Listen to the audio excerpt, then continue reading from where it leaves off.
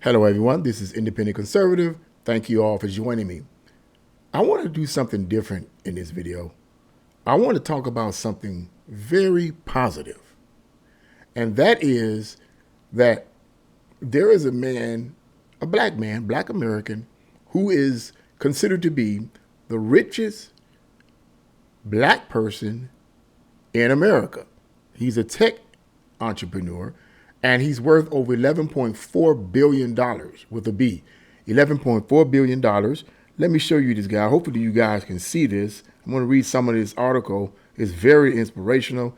And then I'm going to get to my core reason for reading this article because in a minute. But here's a picture of this guy.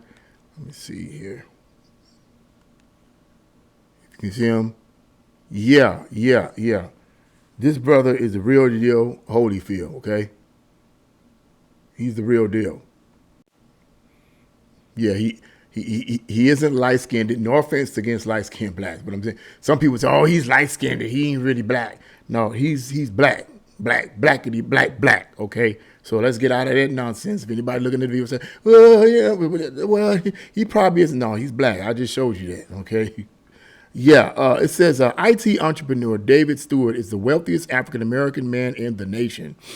According to Forbes, his net worth is at a record $11.4 billion, making him part of the only 1% of black entrepreneurs or executives on the impressive list. Wow. The multi-billionaire has a true, quote, rags to riches story, but his fight and dedication to technology, family, and all people sets him apart from others in the business. This is the evolution of David L. Stewart. And I just want to read you a part of this, a part of his evolution, as it says, and what he had to go through to get to the level he's at. And so it says Stewart was born in Chicago, but his family moved to Missouri when he was a child, according to NMSDC. Sorry. He was raised in the segregated South with his 7 siblings. Get that? He was raised in the segregated South with his 7 siblings. Total contrast of how a lot of, and I'm just being real with you, how a lot of black people, particularly on the left, complain and snot and carrying on about blacks being discriminated against, and we're still below the economic level in terms of our white counterparts, and we're just so oppressed. Yeah, okay. He was raised clearly. He was raised in the segregated South, and look at where he's at now. But I'm just saying, I'm digressing. Let me go on. His father worked as a mechanic, janitor, and trash collector to support his family. There's the Central Missouri University alumni, graduated in 1973 with this thing is messing with me here. Yeah, he graduated in 1973. This brother, he was together. You know what, you guys? You won't believe what just happened. I know this is awkward, but the article just cut off, and I can't find the rest of it. I was going to actually read you guys, how he became rich, how he came rags to riches, and the article just cut off. I can't find it anywhere. You know how you can how you see them article when they say read more, you press it. That just disappeared. I can't find it anywhere. Anyway, you did see a picture of this brother. You saw a picture of him. He's blackity black, like black, okay? What is my point in doing this video?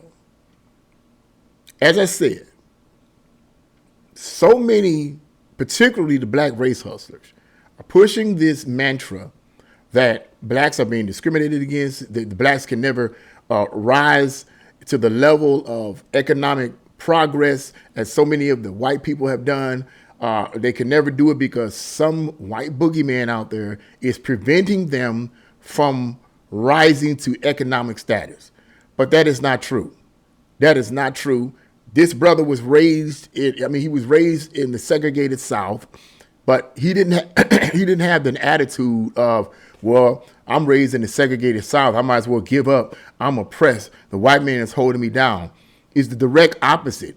What I see with this black man here is, first of all, he probably had great parents that pushed him and motivated and pushed him and inspired him to be all that he could be. Even in the segregated South, I'm pretty sure his parents pushed him and encouraged him to say, son, be whatever you can be. Don't let anyone tell you you can't be. What a lot of people don't understand is that the segregated South, what it actually did was, even though there was obviously discrimination among blacks and a lot of doors were closed towards blacks during that time, what a lot of people fail to realize is that that actually motivated a lot of black people, because they said, okay, you're going to close these doors. What I'm going to do is I'm going to do my own. I'm going to get my own restaurant, my own movie theater. You know, they had their own movies, their own movie companies. They had everything, just about everything that whites had in the segregated South, blacks had. It was just blacks, black owned, black controlled. That's what it was. Nowadays, it's when blacks don't have something, or when they're not getting anywhere, it's, oh, they're not getting anywhere, or they don't have anything because white people are stopping them. That is not altogether true. In fact, I will argue that 99% of the time, that's just not true. And here's my whole point. The core of what I'm trying to say here is one of the main reasons why a lot of black people in America today are still, and not only today, but like in the last few decades, particularly after the 1960s, okay, have not risen to the level of economic progress that many of their white peers have, is because partly due to the majors that they take on when they go to college. I think I've said this in a previous video, but I want to reiterate it here in case no one got a chance to see that video. Notice what this brother majored in. Technology. If you want to make money, if you want to really make some money, and you're going to college, okay, you're going to have to major in the fields that make you the most money. It is what it is. I know there's a lot of math, and people don't want to do the math. They don't want to do the science. I get it. I mean, I'm not a math. I don't like math. I never did. I never did like math. I'm a writer. My strength is with words, okay? And I get it. I know a lot of people don't like math and stuff like that. But let's be realistic. That black person's lack of honing in on their math skills or whatever can hurt them in the long run. Because you may say, well, I don't like math. I don't want to have to deal with this technology and this and that. And I don't want to have to major in those fields because they require all this advanced math, calculus and geometry and algebra 1 and 2 and all of this other type of stuff. And I don't want to have to deal with all of that. Okay, that's no problem. But know this, that if you major in other fields that don't make that kind of money, guess what? When you graduate, you have your degree and God bless you. You should be congratulate yourself for that, because going to college and majoring in anything is difficult. Okay. But at the same time, you're probably not going to make that much money because of the field you majored in. Okay. This man majored in a technology field. He was a tech giant and he kept building on it and building on it. Now that article cut me off. And I can't find it. I don't know why it did that. You think about it, right? Is that a conspiracy? Was that on purpose? I don't know. But anyway, from what I can remember from reading the article, he built upon that. He built upon it and built upon it. And this man is worth $11.4 billion with a B, $billion. I mean, he's richer than a lot of these white entrepreneurs. You know, now I don't know if he's Black American in the sense that he's born here in America. I don't know. I mean, I'm hoping that he's a Black American and not a Jamaican American or whatever. I'm hoping, or someone from Jamaica that immigrated here. No offense to Jamaicans or whatever. No offense, but you get my point. I'm hoping it's not some from Nigeria or whatever, or Jamaica or Nigeria or one of these African countries that came over here and decided to take advantage of the opportunities that we have. Okay, and he built on it. I'm hoping that's not the case. I got this funny feeling that it might be what it is. I'm hoping he's a purebred Black American. Okay, but that's only the article got cut off, so I couldn't really fully tell you whether or not that's accurate. I'm gonna try to see if I can find it again. So Because I don't know, man. I really want to know. I really want to know all of this. You know, I can't find it, folks. I'm so sorry. This piece of crap. But anyway, you get my point. You get my point. It's what they made. A lot of times it's what blacks major in.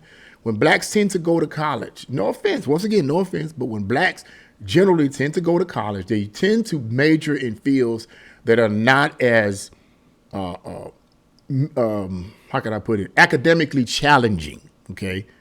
Now, like I said earlier, going to college is going to always be academically challenging to some level, but oftentimes it depends on what you major in, okay? If you major in the field of being a doctor, obviously that's going to be academically challenging on a whole nother level, whether it's a doctor or lawyer, technology, anything that has to do with science, the sciences, the hard sciences is going to always be academically and mentally challenging. But those fields tend to make more money. Technology is a big money maker because people love technology and tech items sell. I mean, let's be realistic. Smartphones, laptop computers, smart TVs, you know, we got smart TVs and all this kind of stuff. I mean, come on, man. Come on. I mean, clearly you're going to make a lot of money in that field.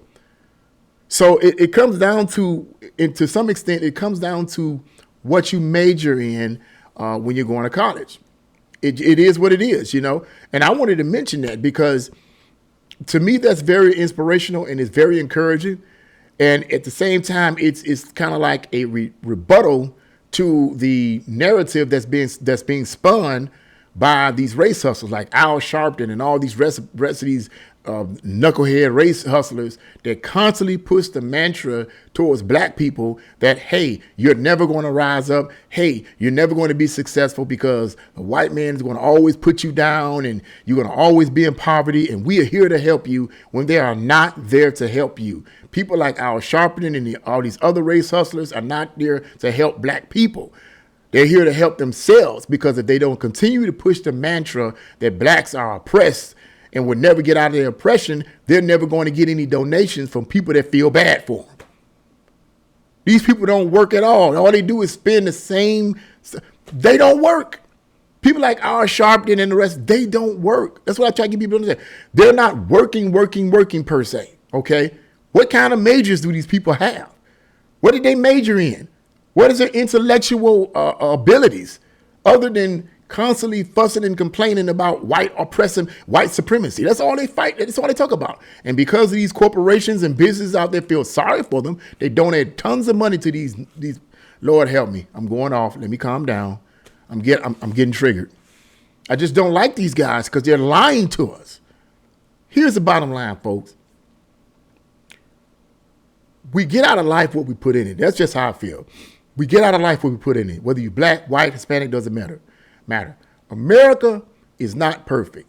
Anyone with any eyes to see, America certainly isn't perfect. But it certainly is a good place, God doggone it, to be whatever you want to be. Let's be realistic. How many people in this country are being whatever they want to be? Stop it. Let's be realistic. You got biological men.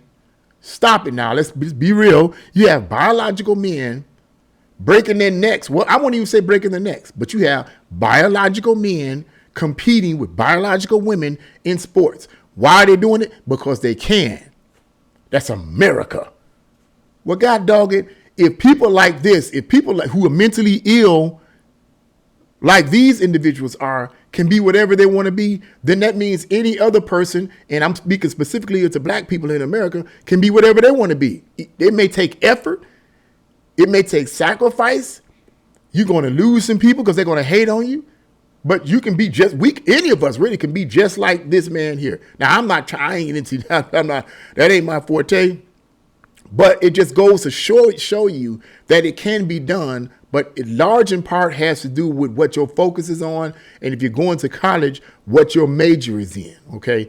If you're majoring in social services, nothing wrong with that. It's good stuff. Nothing wrong with it. But you're not going to be a multimillionaire doing social services. You're just not. Okay. It's not. You're just not going to do it. You're not going to be a millionaire being a sociologist. You're not. More than likely, you're not. You're just not. Those are not the hard sciences. They're just not. It is what it is. So, yeah, I just wanted to say that because I think that's something that a lot of blacks in our country need to pay attention to. And like I said, this brother here, he came up through the hard knocks. His life wasn't handed to him on a silver platter. He came up through the hard knocks. He struggled, okay? But clearly, based on what I do know, pretty more than likely had great parents that encouraged him. They may not have been all that educated either, to say the least, but they understood that his way out of poverty, their son's way out of poverty, was through education. This is generally how black people thought back then, particularly before the 60s. Okay, when the 60s came and the welfare state came, it was all about entitlement. Okay, but before then, it was about, okay, hey, son, daughter, if you want to get out of poverty, you got to get you a good education. And that's how it was then. Is that going to ever happen again? I highly doubt it. I highly doubt it because the left, the far radical left, the communists, they're not going to let that be. They ain't going to let it be. They're going to smother out anything, stuff that I'm saying right here, they're going to try to smother that out from bigger names and people who have bigger platforms who speak the same thing that I'm speaking here. They're going to snuff that out or at least suppress it, okay? Because they want you dependent on the government. They want government to be your God. But people who are breaking out of that matrix, they can see beyond all of that. They can see beyond what the left is spitting at them, and they can say, "Wait a minute, hold, man. Look, wait a minute. I want to be this. I don't want to be dependent on the government all my life. Okay, I may have situations in my life where circumstances have ended up happening where I ended up having to get on welfare, whatever. That happens. I mean, hey, is your taxpayer, is your taxes paying for it? Hey, you have the right to. If you're having struggles, you have the right to say, hey, let me get on this food stamp, get my food stamp. Hey, it's your money. You work for it. Give me. It's mine. I work for it. Not for the lazy jigamajoos that are out there. Not jigamajoos, you know what I mean. let me correct that. Not jigamajoos. I'm trying to find the right word, okay. Knuckleheads, how about that? Not these knuckleheads out here that are just on the welfare system and hogging off of it simply because they're lazy and don't want to do nothing with their life. I'm talking about people who have hard knocks in their life, situations have to get laid off or whatever. Yeah, okay. You have the right to, but once you get to the point where you want to be, okay, once you get to the point where you want to be, pursue your dreams and pursue what you want to do and make that money. That's all I'm saying. That's all I'm saying. And I just wanted to try to speak on this because I think it's very encouraging. I think it's very positive.